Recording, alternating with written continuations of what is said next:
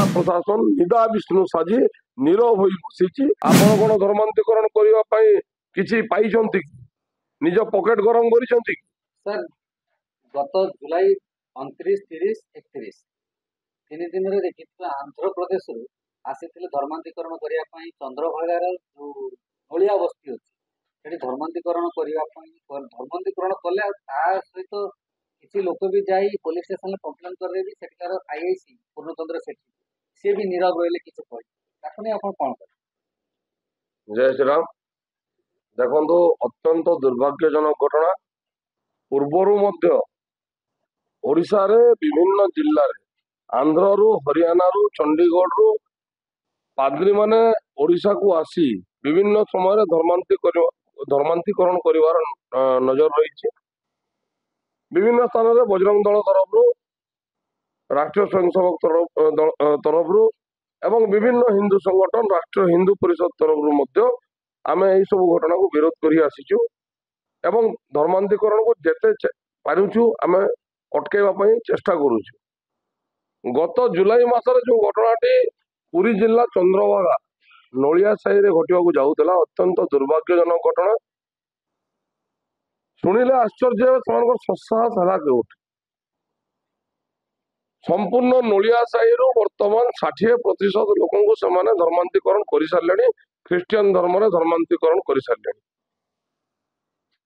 जहा किछि बंची गत जुलाई मासरे धर्मांतरीकरण करने चेष्टा करथिले गोटे प्रचेष्टा करथिले जहाँकि फेल मारिदिला। किछि हिंदू भाई समर्थन रे सही अंचल किछि हिंदू भाई समर्थन रे किछि हिंदू संगठन तरफ पुरी जिलापाल महोदय को गोटे दाबी पत्र दिया जाइतिला। तत्सहित नलिया साही किछि हिंदू युवक जाइकी थाना रे एतला देइतिले किंतु दुर्भाग्यजनक घटना थानार भारप्राप्त अधिकारी पूर्णचंद्र सेठी महोदय तांको एतला को ग्रहण करथिले भी ताकू रजिस्टर कर नथिले।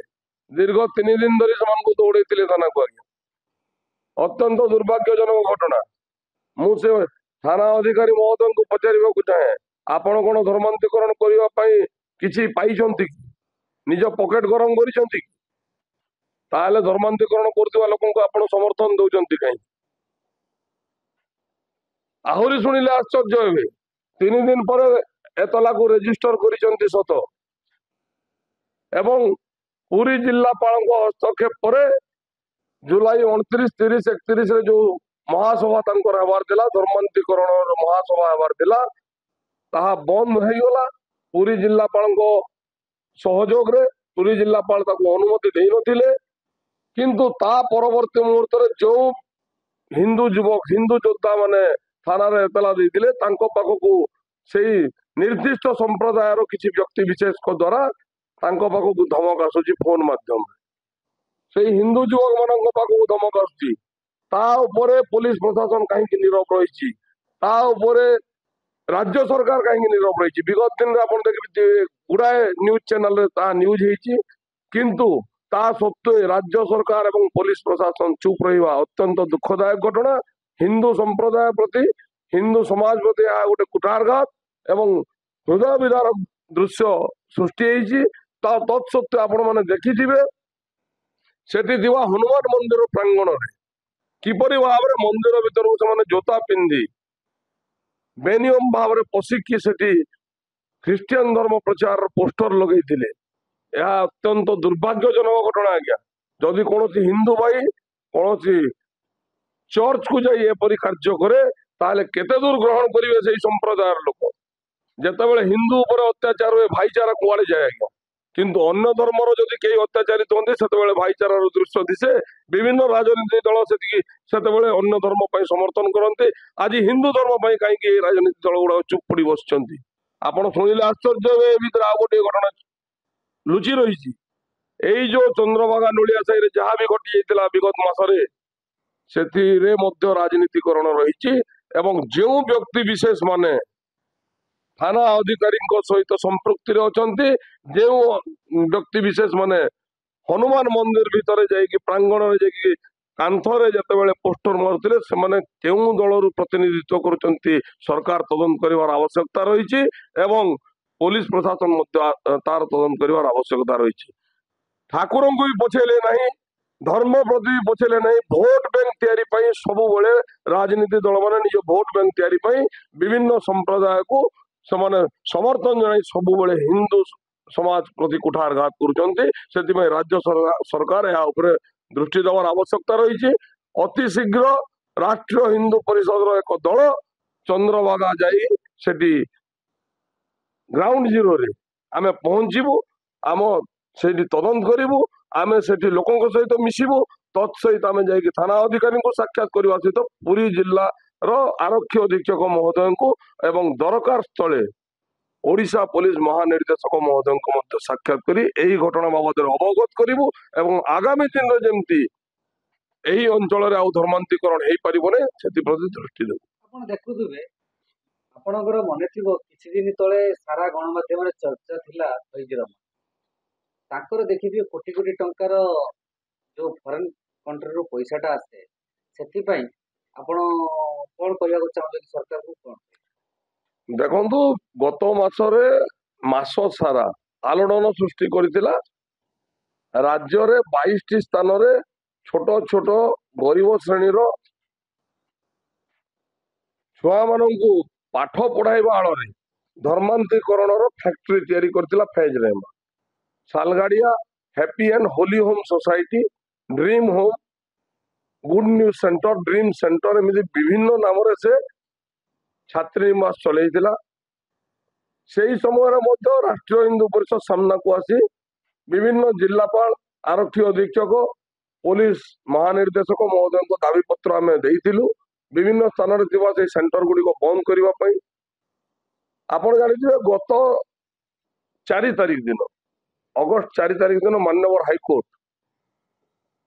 ଏହି ସଂସ୍ଥା ଯୋଉ ଛାତ୍ରୀ ନିବାସ ଖୋଲିଛି, ପାଠ ପଢାଇବା ଆଳରେ ଯୋଉ ଛାତ୍ରୀ ନିବାସ ଖୋଲିଛି, ସେଇ ତାକୁ ଚଲେଇବା ପାଇଁ ଯୋଉ ଅନୁମତି ମାଗିଥିଲା ତାଙ୍କ ସଂସ୍ଥା ତରଫରୁ ଯୋଉ ହାଇକୋର୍ଟରେ ଅନୁମତି ମଗା ଯାଇଥିଲା, ହାଇକୋର୍ଟ ତାକୁ ସଫା ମନା କରିଦେଲା। ତତ୍ସହିତ ଓଡ଼ିଶା ସରକାରଙ୍କ ନିର୍ଦ୍ଦେଶ ବିରୁଦ୍ଧରେ ଯାଇ ତାକୁ ଷ୍ଟେ କରିବା ପାଇଁ ମଧ୍ୟ ସେମାନେ ଆବେଦନ କରିଥିଲେ। ତାକୁ ମଧ୍ୟ ମାନ୍ୟବର ହାଇକୋର୍ଟ ଅନୁମତି ଦେବା ପାଇଁ ମନା କରିଦେଇଥିଲେ। କାରଣ ସମ୍ପୂର୍ଣ୍ଣ ରୂପେ ଏହି ସଂସ୍ଥା ବେନିୟମ ଥିଲା, ସରକାରଙ୍କ ବିନା ଅନୁମତିରେ ଚାଲିଥିଲା, ବେଆଇନ ସଂସ୍ଥା ରୂପେ ତାକୁ ହାଇକୋର୍ଟ ଦର୍ଶାଇକି ତାକୁ ସଫା ଅନୁମତି ପାଇଁ ମନା କରିବା ପରେ ରାଜ୍ୟ ସରକାରଙ୍କୁ 3 ସପ୍ତାହ ମଧ୍ୟରେ ପକ୍ଷ ରଖିବା ପାଇଁ ଏବଂ ଏହି ସଂସ୍ଥାର ତଥ୍ୟ ପ୍ରମାଣ ସବୁ ନେଇକି ସେଠି ଜମା ଦେବା ପାଇଁ ରାଜ୍ୟ ସରକାରଙ୍କୁ ମଧ୍ୟ ମାନ୍ୟବର ହାଇକୋର୍ଟ ନିର୍ଦ୍ଦେଶ ଦେଇଛି। କିନ୍ତୁ ଦୁଃଖର ବିଷୟ, ଏହି ଘୋଷଣା ପରେ ମାନ୍ୟବର ହାଇକୋର୍ଟଙ୍କ ଏହି ନିର୍ଦ୍ଦେଶ ପରେ, ଏହି ରାୟ ପରେ ଆପଣ ଜାଣିଥିବେ ଏହି ସଂସ୍ଥା ବିଭିନ୍ନ ସ୍ଥାନରେ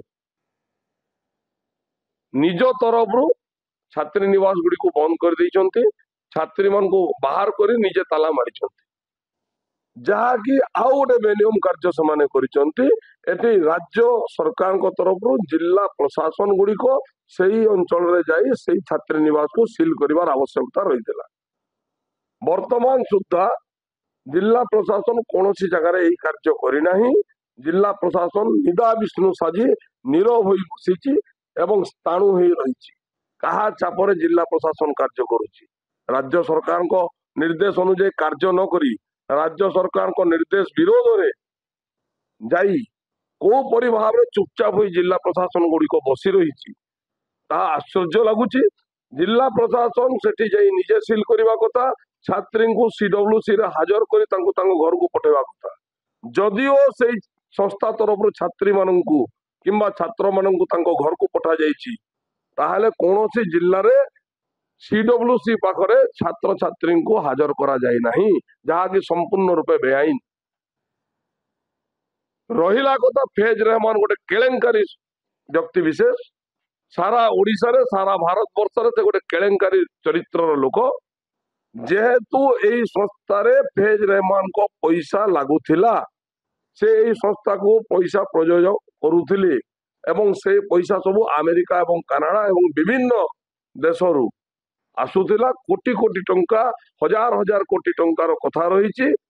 ମୁଁ ନିବେଦନ କରିବି ବର୍ତ୍ତମାନର ରାଜ୍ୟ ସରକାରଙ୍କୁ ଏହି ଘଟଣାର ଇଡି ତଦନ୍ତ କିମ୍ବା ସିବିଆଇ ତଦନ୍ତ କରନ୍ତୁ, ନଚେତ ଏହି ଘଟଣାର ସମ୍ପୂର୍ଣ୍ଣ ସତ୍ୟ ତଥ୍ୟ ସାମ୍ନାକୁ ଆସିବ ନାହିଁ। ସେମିତି ଲୁକାୟିତ ହେଇ ରହିଯିବ ଏବଂ ପୁଣି ଯଦି ତାକୁ ଜିଲ୍ଲା ପ୍ରଶାସନ ତରଫରୁ ପୋଲିସ ପ୍ରଶାସନ ତରଫରୁ ଯଦି ତାକୁ ସିଲ୍ ନ କରାଯାଏ, ତାହେଲେ ଆଗାମୀ ଦିନରେ ସେମାନେ ପୁଣି ଗୋଟିଏ ଟ୍ରଷ୍ଟ ରେଜିଷ୍ଟ୍ରେସନ କରିବେ ଏବଂ ନୂତନ ନାମରେ ପୁଣି ସେଇ ଧର୍ମାନ୍ତୀକରଣର ଫ୍ୟାକ୍ଟ୍ରି ପୁଣି ସୃଷ୍ଟି କରିବେ। ସେଥିପାଇଁ ରାଜ୍ୟ ସରକାର ଏଥିରୂପରେ ନିଶ୍ଚିତ ରୂପରେ ଧ୍ୟାନ ଦେବାର ଦରକାର ରହିଛି ଏବଂ ଇଡି ଏବଂ ସିବିଆଇ ତଦନ୍ତ କରିବାର ଆମେ ଦାବି କରୁଛୁ ଏବଂ ସରକାର ମଧ୍ୟ ଇଡି ସିବିଆଇ ତଦନ୍ତ କରିବେ ବୋଲି ଆଶା କରୁଛୁ। ଯଦି ସରକାର ଏହା ଉପରେ କୌଣସି ପ୍ରକାର ପଦକ୍ଷେପ ନ ନେବେ, ଆଗାମୀ ଦିନରେ ରାଷ୍ଟ୍ର ହିନ୍ଦୁ ପରିଷଦ ରାଜରାସ୍ତାକୁ ଓହ୍ଲେଇବ ଏବଂ ରାସ୍ତା ଉପରେ ବିକ୍ଷୋଭ କରିବ, ଆନ୍ଦୋଳନ କରିବ, କିନ୍ତୁ ଧର୍ମାନ୍ତୀକରଣକୁ ରାଷ୍ଟ୍ର ହିନ୍ଦୁ ପରିଷଦ ପ୍ରଶ୍ରୟ ଦେବ ନାହିଁ। ଆପଣ ଦେଖିଥିବେ ଯୋଉ 22ଟି ଆମର ଯୋଉ ହାତୀ ଆଣ୍ଡ ହୋଲ ଯୋଉ ହେଇଛି ତାକୁ ତ ନିଜେ ନିଜେ ବନ୍ଦ କରିଦେଲେ ଆପଣ କହୁଛନ୍ତି। ଆପଣ କିନ୍ତୁ ସ୍ଥାନୀୟ ପ୍ରଶାସନ କାହିଁକି ସିଲ୍ ମାରିଲା ନାହିଁ? ଆଉ ୟା ଭିତରେ ସ୍ଥାନୀୟ ପ୍ରଶାସନର ହାତ ରହିଛି କି ଯେ ଜାଣିଶୁଣି ଚୁପ୍ ରହିଛି? ଦେଖନ୍ତୁ, ମୁଁ ପୂର୍ବରୁ କହିସାରିଛି 22ଟି ଯୋଉ ସେଣ୍ଟର ଥିଲା, 22ଟି ସେଣ୍ଟରରୁ ବର୍ତ୍ତମାନ ସୁଦ୍ଧା 22ଟି ଯାକ ବନ୍ଦ ହେଇନି। ମୋଟାମୋଟି ଯଦି ଆମେ ତାକୁ ଦେଖିବା 16-17ଟି ସ୍ଥାନରେ ବନ୍ଦ ହେଇଛି। ସେଟା ବି ନିଜ ତରଫରୁ ସେମାନେ ବନ୍ଦ କରିଛନ୍ତି। ବାକି ଯୋଉଗୁଡାକ ଅଛି ବନ୍ଦ ନହେଲେ ବି ଛାତ୍ରୀ ନାହାନ୍ତି, ଛାତ୍ରୀଙ୍କୁ ସେମାନେ ବାହାର କରିଦେଇଛନ୍ତି, କିନ୍ତୁ ସେଣ୍ଟର ସେମିତି ଅଛି। କିନ୍ତୁ ଆଶ୍ଚର୍ଯ୍ୟର କଥା ମୁଁ କିଛି ସମୟ ପୂର୍ବରୁ କହୁଥିଲି, ସରକାରଙ୍କ ନିର୍ଦ୍ଦେଶ ବିରୁଦ୍ଧରେ ଯାଇ ଜିଲ୍ଲା ପ୍ରଶାସନ କାହାର ପ୍ରରୋଚନାରେ, କାହାର ଚାପରେ ନିଦା ବିଷ୍ଣୁ ସାଜି ବସିଛନ୍ତି, ନୀରବ ହୋଇ ରହିଛନ୍ତି, କେଉଁ କାରଣ ପାଇଁ ସେମାନେ ଯାଇକି ସେଠି ସିଲ୍ କରୁନାହାନ୍ତି? ସରକାରୀ ସ୍ତରରେ ସିଲ୍ ହେବାର ଆବଶ୍ୟକତା ରହିଛି ଆଜ୍ଞା। ଯଦି ସିଲ୍ ନ ହୁଏ ତାହେଲେ ଆନ୍ଦୋଳନ ହବ। ରାଷ୍ଟ୍ର ହିନ୍ଦୁ ପରିଷଦ ଚେତାଇ ଦଉଛି, ଆଗାମୀ ଦିନରେ ଜୋରଦାର ଆନ୍ଦୋଳନ ହବ। ଜିଲ୍ଲା ପ୍ରଶାସନ ପ୍ରସ୍ତୁତ ରୁହନ୍ତୁ, ରାଜ୍ୟ ସରକାର ମଧ୍ୟ ପ୍ରସ୍ତୁତ ରୁହନ୍ତୁ। ଆପଣ ରାଜ୍ୟ ସରକାରଙ୍କୁ କଣ କହିବେ? ଜିଲ୍ଲା ପ୍ରଶାସନ ଯୋଉ ଏଭଳି କାଣ୍ଡ ଘଟିଲା ବେଳେ ବି ଜିଲ୍ଲା ପ୍ରଶାସନ ଯାଉନାହିଁ, ରାଜ୍ୟ ସରକାରଙ୍କୁ କଣ ନିବେଦନ କରିବେ? ରାଜ୍ୟ ସରକାରଙ୍କୁ ନିବେଦନ ରହିବ ଏବଂ ରାଜ୍ୟର ଗୃହ ବିଭାଗକୁ ମଧ୍ୟ ନିବେଦନ ରହିବ, ପୋଲିସ ମହାନିର୍ଦ୍ଦେଶକ ମହୋଦୟଙ୍କୁ ମଧ୍ୟ ନିବେଦନ ରହିବ। ଯେହେତୁ ଆମେ ତାଙ୍କୁ ସାକ୍ଷାତ କରି ଆଲୋଚନା କରିଥିଲୁ ଏହି ଘଟଣା ସମ୍ପର୍କରେ, ତେଣୁ ଆମେ ନିବେଦନ କରୁଛୁ ଯଥାଶୀଘ୍ର ଜିଲ୍ଲା ପ୍ରଶାସନକୁ ସେମାନେ ନିର୍ଦ୍ଦେଶ ଦିଅନ୍ତୁ, ଯେତେ ଶୀଘ୍ର ହବ ଯାଇ ସେମାନେ ସେଠି ସିଲ୍ କରନ୍ତୁ। ଏବଂ ରାଜ୍ୟ ସରକାରଙ୍କୁ ଆଉ ଗୋଟିଏ ନିବେଦନ ଆଉ ଥରେ ମୁଁ କହିଦେବାକୁ ଚାହୁଁଛି, ଇଡି ଏବଂ ସିବିଆଇ ତଦନ୍ତ, ଏହି ଘଟଣାର ଇଡି ଏବଂ ସିବିଆଇ ତଦନ୍ତ ଆମେ ଦାବି ଜଣାଉଛୁ। ସରକାର ଇଡି ସିବିଆଇ ତଦନ୍ତ କରାନ୍ତୁ। ଧନ୍ୟବାଦ।